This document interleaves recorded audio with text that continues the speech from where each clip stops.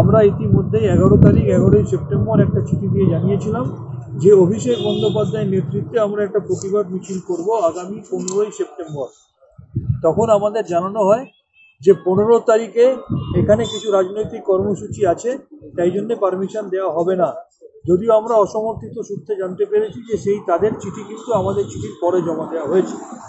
তারপর আমরা আবার চিঠিটি 13 তারিখে নিয়ে আমরা বলি যে তাহলে আমরা 16 তারিখে মিছিল করব।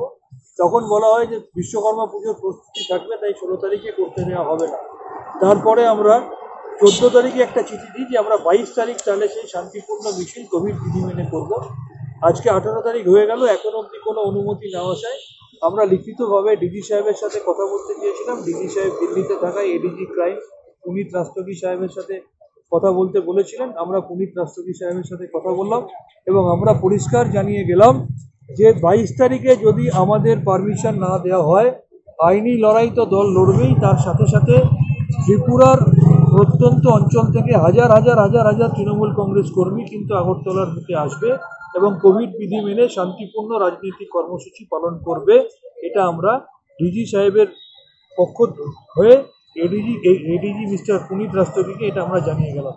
Don't forget to like, share and subscribe to East Mojo. For any queries, put them down in the comments section below and press on the bell icon for notifications.